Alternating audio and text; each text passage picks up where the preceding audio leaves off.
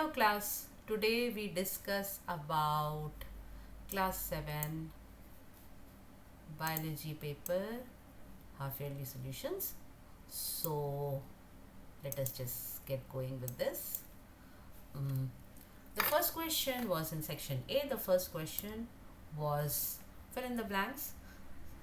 Dash muscles are also called as voluntary muscles. Striated muscles or skeletal muscles are also called as voluntary muscles. Dash is the meristematic tissue that helps to increase the girth of the plants. So here you can write as lateral meristem, or you can also write as cambium. Now red itchy patches on the skin are called as hives. Over here it will be striated muscles or skeletal muscles. During unfavorable conditions, amoeba reproduce by multiple fission. Remember, it is during unfavorable conditions. During favorable conditions, they will reproduce by binary fission. Harmful microorganisms that cause diseases are called as pathogens. Right? So that was that for the fill in the blanks. Then the tissue that lines the windpipe, that tissue is the epithelial tissue. Remember, the tissue that makes up the trachea or the windpipe is the cartilage, but the lining of the windpipe is by epithelial tissue. The scientist who first proposed the 5 kingdom classification, yes, you know it, Robert H. Whittaker. That was the name of the scientist. The kingdom to which bacteria belong, yes, it is Monera. Sorry, I got this. Monera. Father of biology, Aristotle, right? The liquid part of the blood is plasma. So that is that for name the following. Now define the following. You should be able to do that by how do we define that? So what is classification? Classification is the system by which all the organisms are grouped according to the similarity or the dissimilarity of the characteristics. Then anaphylactic shock. This is an extreme allergic reaction where the body goes into a life-threatening situation due to the inability to breathe as the tissues swell up. So that is what anaphylactic shock is. Now immune system, this I wanted to explain it. Immune system, there is a difference between immune system and immunity. Now immune system is a system, that means when we are talking about a system, then we are talking about a network of tissues and organs that are working together. What is this network of tissues and organs that are working together to help us to fight against diseases or against foreign invasions?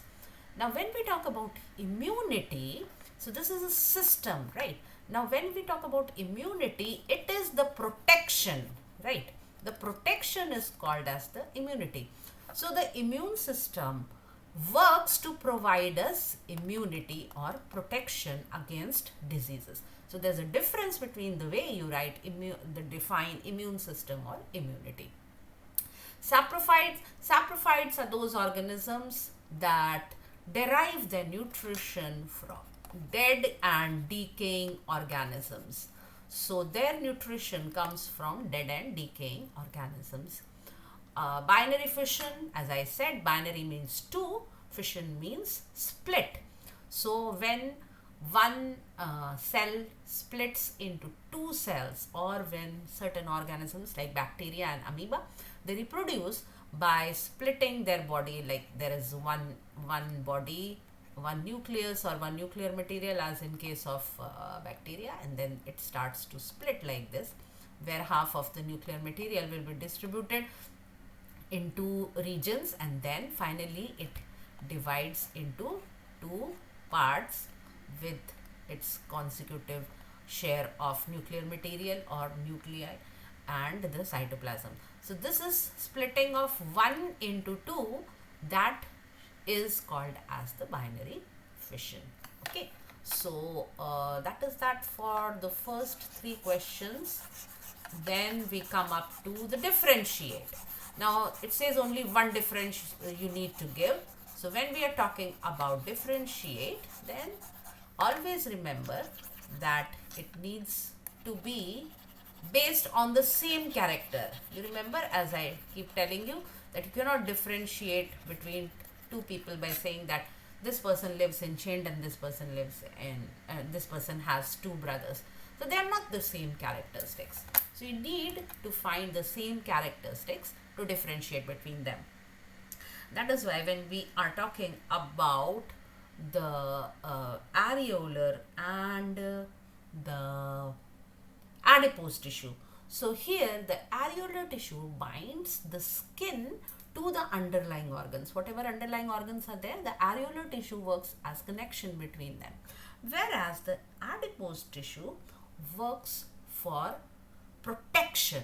So it is like a fat tissue which helps to line the various body organs and protects them from shocks and gives them a cushioning effect. So that is adipose tissue for you.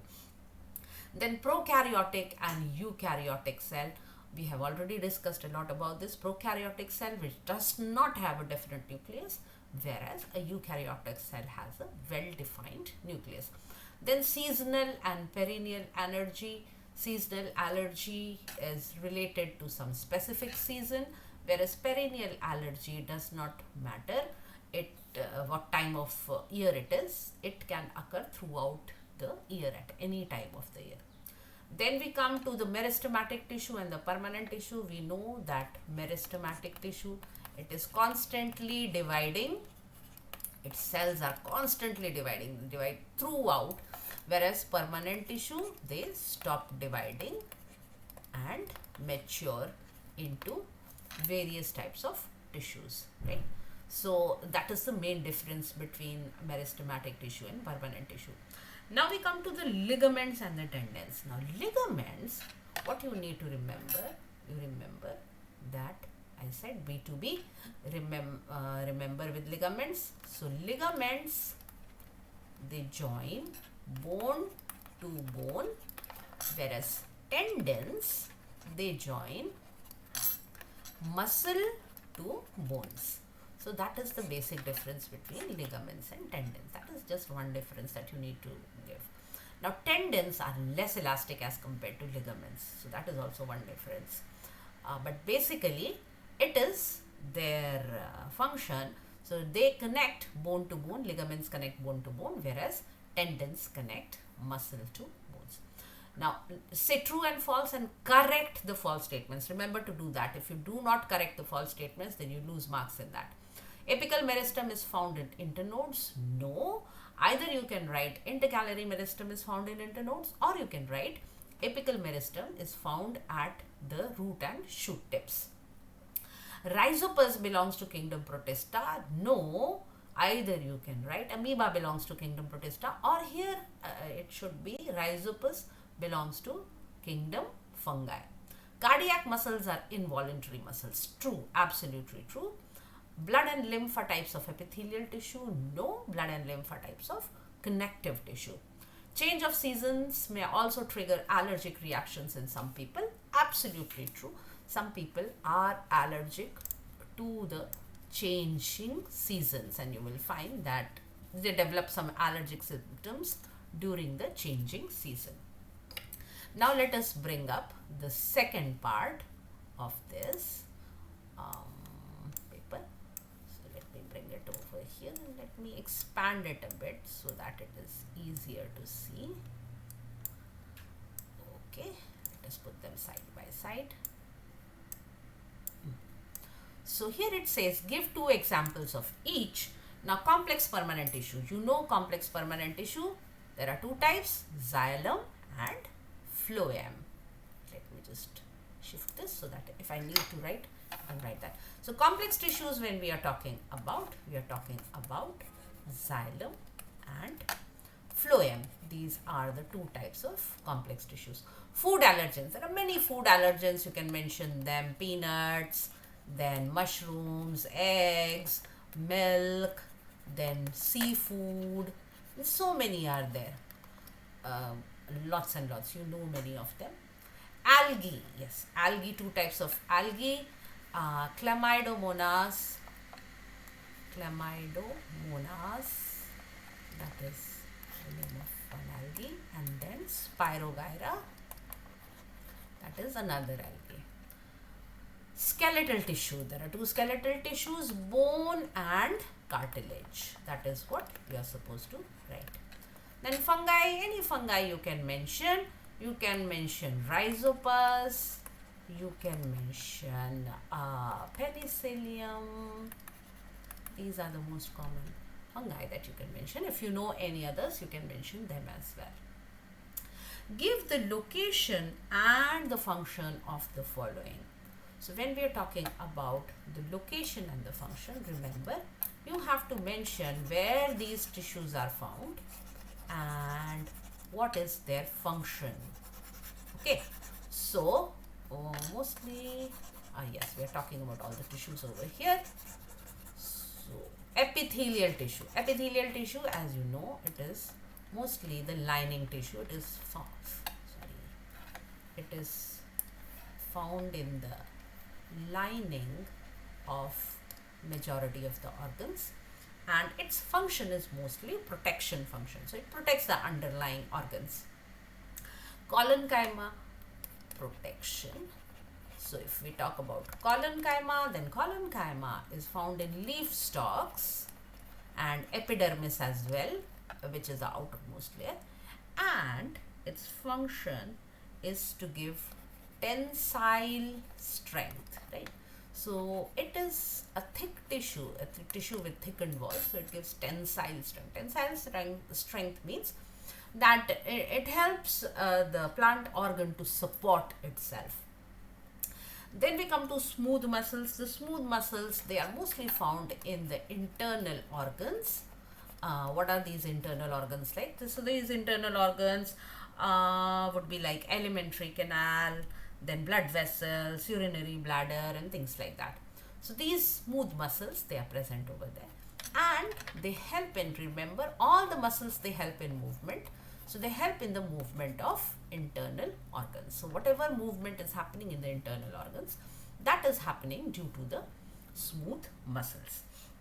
Now the intercalary meristem. Intercalary meristem, you know, it is present at the nodes, along the internodes, and this is the location of this intercalary meristem, and basically they are responsible for the growth of branches or even elongation of the internodal region.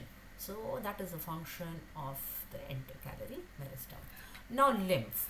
Where is the lymph located? Now when we are talking about location, you will mention that lymph surrounds the body cells, right? Because this is the location. Where is it present? Location means where is it present? So it surrounds the body cells, and its major function is to protect from infections, because you know it is mostly made up of WBCs. So its major function is protection of the body from infection. So that is that for the last question of section A. Now let us come to section B. In section B, the first question says, what do you mean by taxonomy? Now taxonomy is, to give you the key word, taxonomy is the systematic classification, right?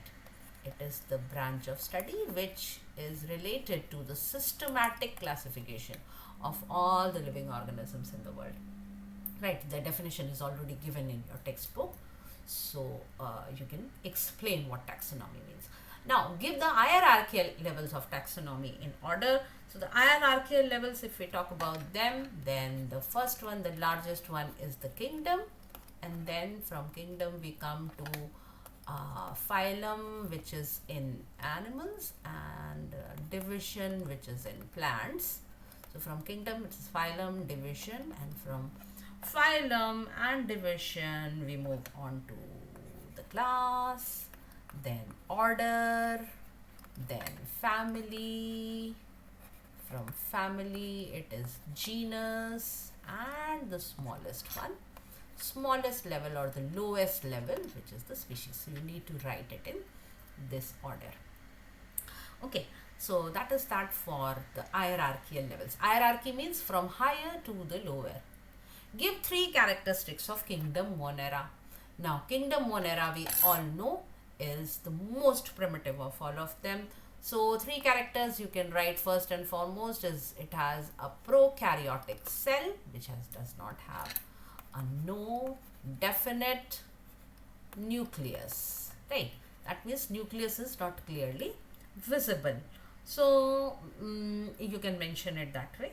Then, they are either autotrophs or heterotrophs. Then they reproduce mostly by binary fission.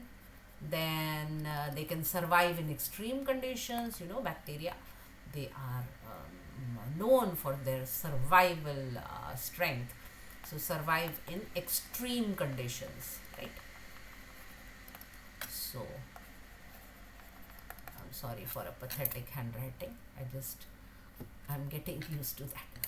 So these are the major characteristics, or any 3 you can mention it over here. Explain in short the structure of Rhizopus. You know the structure of Rhizopus. It has a mycelium and it has a stalk like a hypha which grows longer, and then it has a sporangium on the top that bears the spores. That is all you need to draw and explain over there. Okay, so that is that for this question. Now let us come to the next question, and the next question says, how does amoeba reproduce by binary fission? So I already showed you the binary fission, what it means by binary fission, and you just need to draw the diagram and show how one cell splits into 2 and it gives rise to 2 daughter amoeba. So that is all you need to do over there. Mention any 3 shapes in which bacteria are found. Give one example of each. So we have studied about the 4 shapes of bacteria, that is the cocci, then there is the bacilli, then there is spirilla, then there is vibrio, right? So any of these, out of these 4, any 3 you can write. And cocci, the examples are streptococcus bacteria, and also staphylococcus. Just shift it a little bit over to this side so that there is more space. Staphylococcus,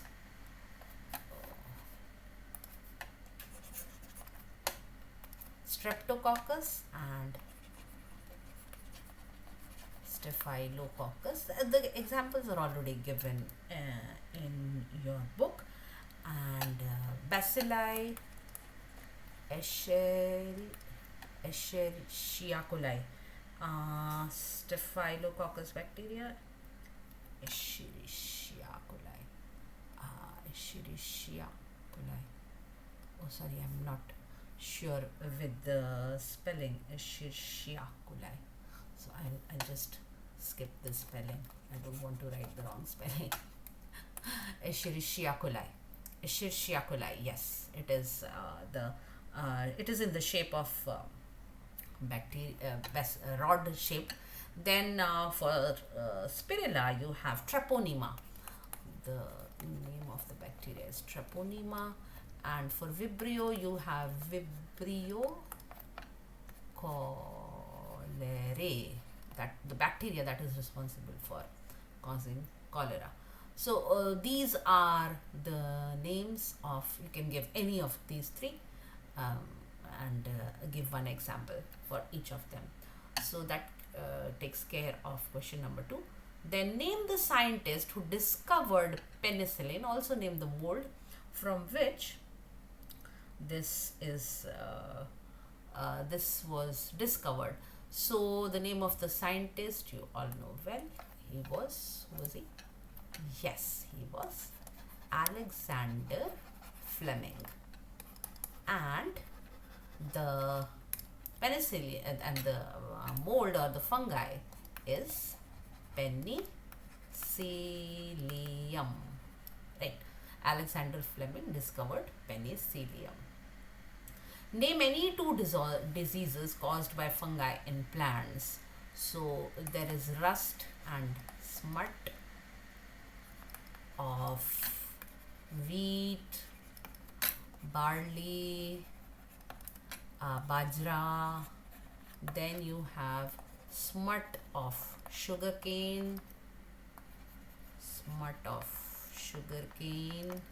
then you have the late blight of potato,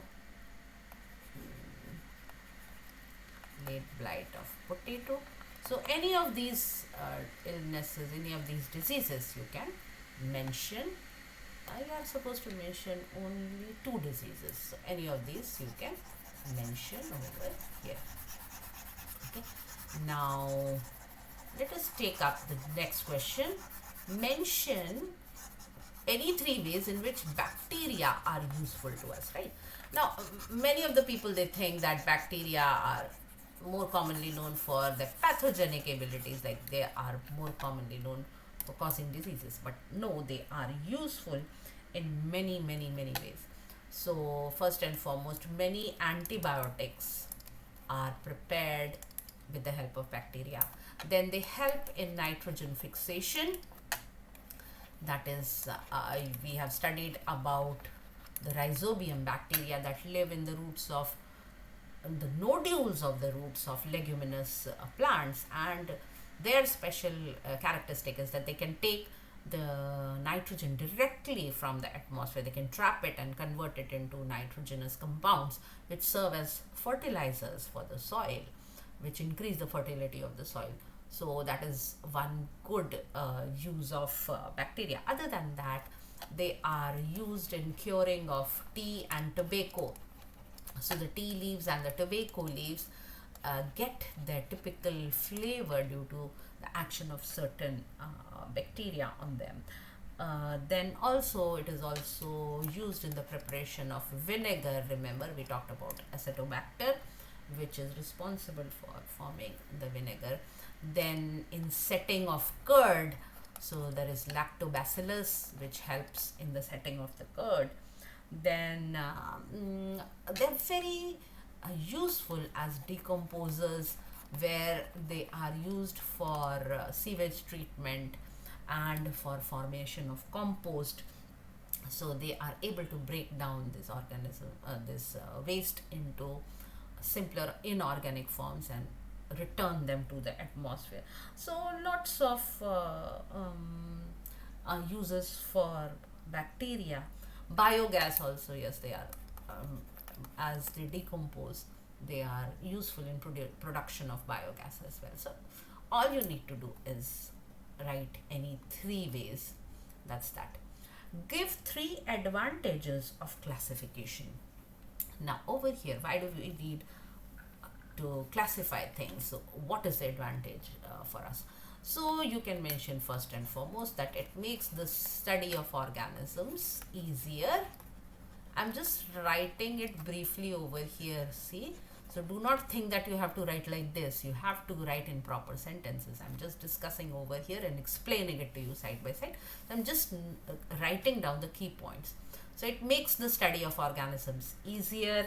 Then it helps us to know about different organisms in different habitat. So if you know that this type of organism exists in this type of a habitat, so you can study about them and you can know more about them. Then it is easier for us to identify them and name them when they have been classified. So organisms can easily be identified and named as we know their classification. Then what else can we have? Yes, it is easy for us to understand the relationship between the various organisms that are there. So if we know that they belong to the same family or they belong to the same genus, then we know that they would be sharing certain common characteristics. So that is how we are able to identify and find the relations some of the organisms they share with each other. Then what else can be there? We can also learn about their origin and evolution, right? You remember when we studied about the various kingdoms, we started with kingdom Monera, which were like the most primitive, and then we moved on to kingdom Plantae and kingdom Animalia, which are most advanced in the organisms classification. So from the simpler ones to the complex ones, so we are able to identify and learn about their origin and evolution as to how they evolved.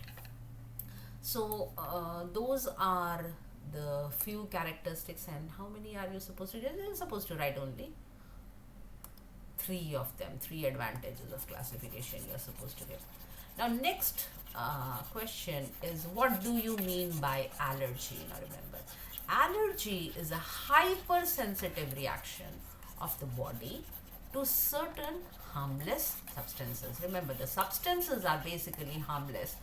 They are not pathogens, they are not disease causing. That is why allergies are seen only in selective people. Not everybody would be affected by it the same way. So it is the hypersensitivity of the human body to certain harmless substances. Name 2 entry routes of allergens. We have already talked about this. So allergy, you have to mention the hypersensitivity, because that is one of the major characteristics what identifies allergy. And when we talk about the entry routes, then of course there is the nose, the mouth and the skin. So you need to mention any of these 2. Mention any 4 common symptoms of allergy. Most of you are aware of that. So it will be like sneezing, coughing, then watery eyes, itchiness in the eyes, itchiness on the nose, itchiness on the skin, then red rashes, watery eyes, then some might even have labor, difficult breathing, where they call it as wheezing. So that is also a symptom of allergy. So all these, any of these, how many you have to mention? Any 4 common symptoms of allergy, and you all are pretty aware of those. So red rashes, hives on skin, or itching on skin, or itching of the eyes, itching of the nose and things like that. Any of the 4 common symptoms you can mention over here. Mention any 2 preventive measures to reduce the symptom of allergy. Now the preventive measure, the most important preventive measure is to avoid allergens. So avoid allergens. If you know that you are allergic to something, you just avoid being in contact with those substances. Like if someone has a dust allergy, then stay away from areas where there is dust.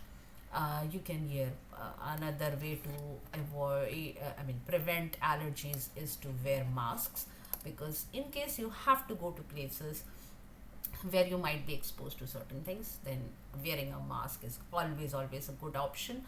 Then if you have some skin allergy, so preventing yourself from insect bites and all, cover your body fully. So wear clothes that leave a little only a little bit of your skin area exposed, so that you don't get skin insect bites and allergies from that. So wash the bed linen if you have like dust mites and bugs and all. So wash the bed linen in hot water once in a week, so that all the mites and the dust mites that are there, all the bugs that are there, they will be killed, and you will be prevented from contacting the allergy.